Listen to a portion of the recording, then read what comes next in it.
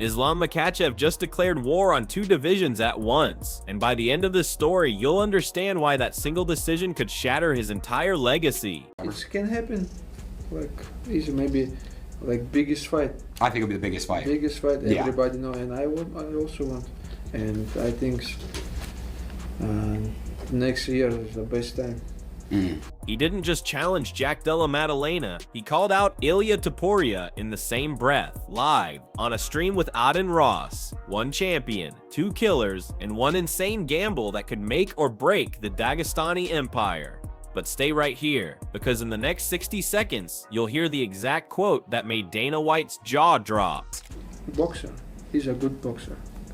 He have one of the best hand in our sports, and everybody know he's a good boxer, you know. And but he's not just boxer right now. You see his last fight, how he defend the wrestling, how he feel in the ground. Bilal didn't even take him down, I don't think, right? He take him down like twice or 3 times, but it's not something like surprising. He feel good in the ground. Yeah.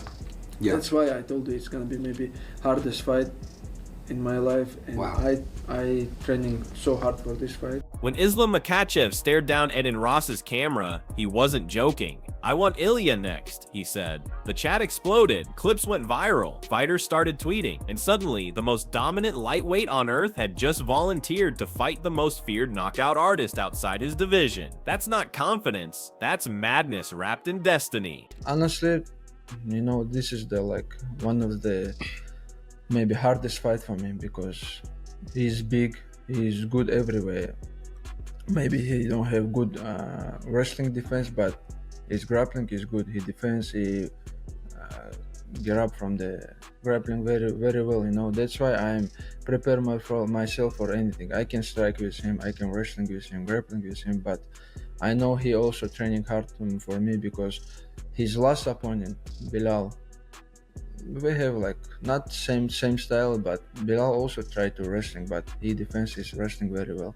But that's only half the story, because at the same time, Islam's already locked in for war with Jack Della Maddalena, a man built to destroy wrestlers, a boxer with granite timing, ruthless precision, and ice in his veins. So the real question isn't if Islam can win, it's how long he can survive fighting monsters in 2 weight classes at once. And trust me, by the time you hear what his coach revealed about his training, you'll start to wonder if Makhachev is burning himself out before he ever steps into the cage. In Dubai camps, we came, do warm-ups 20 minutes, and we beginning drills 40 minutes. Drills, like live drills. After that, 5 rounds sparring. Okay, we did 5 rounds sparring. After that, 3 rounds grappling. Okay, grappling. And we beginning do planks, push-ups, you know. It's more than 2 hours, you know? Yeah. But we never did this in AKA. No. And I told everybody, hey, I training with this guy all my life, but what changed now? When he retired, why would have to do more, you know? And I tell coach Javier, hey coach, you have to stop him, but coach never helped me. Islam's preparation for UFC 322 has turned into something no human should endure. 2-hour sessions, endless rounds, no breaks, no mercy. His teammates say he trains like every day is fight night, even when he's limping out of the gym. He asked for one lighter day, and his coach told him, finish the round or don't come back. That's not motivation, that's obsession, and it's either going to build a legend or break one.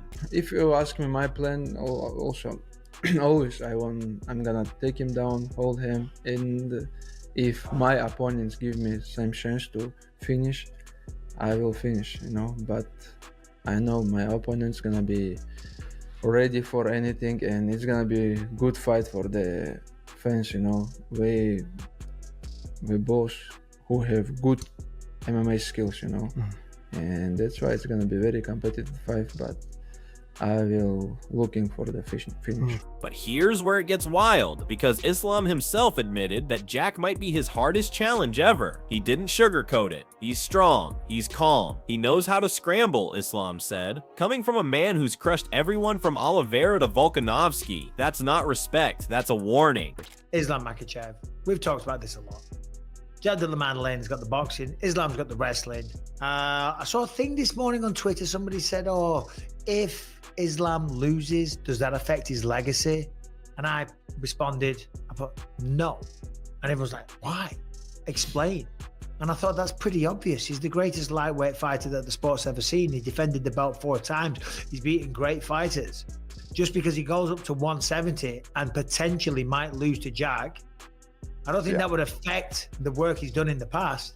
And the MMA world heard it loud and clear. Michael Bisping went live and called Islam's risk borderline reckless. He said even if Islam loses, his lightweight legacy is untouchable, but moving up could expose him in ways we've never seen.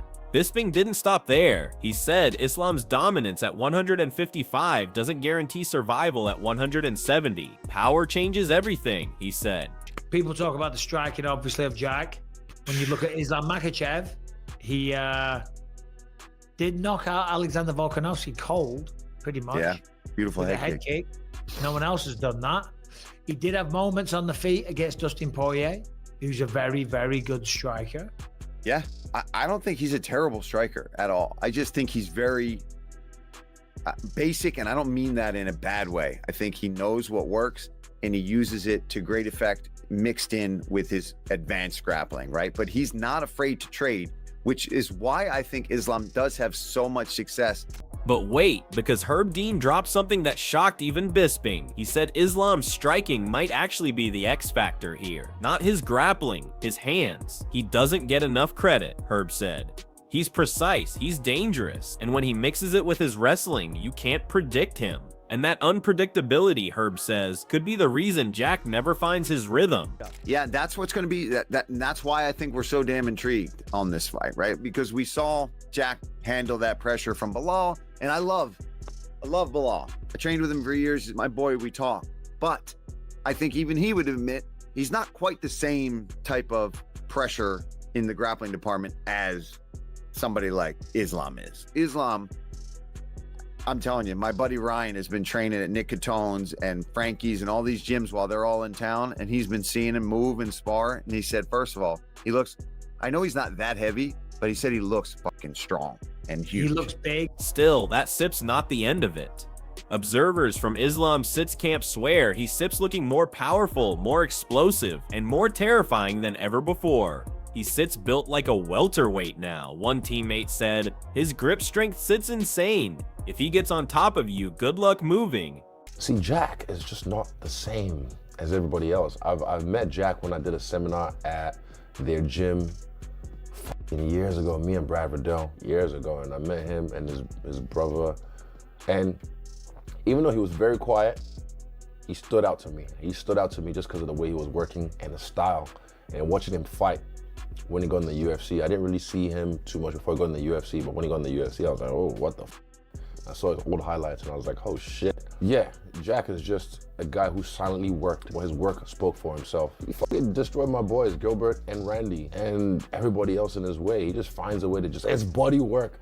But then Israel Adesanya stepped in and flipped the narrative completely. Adesanya called Jack Della Maddalena the cleanest boxer in the UFC right now. He said Jack's movement, his rhythm, his focus, it's championship material. Izzy even admitted he was stunned watching Jack train. He's a problem, he said. You give him 1 second, he'll find your chin. I love the body banging. He just, the way he thought, head, body, head. He just mixes it up so well, and it scrambles as well. That's one thing I think is gonna be, talk to Tim. Tim told me, if you look at Jack, and I'm like, yeah, I've rolled with Jack, I spar with Jack, light.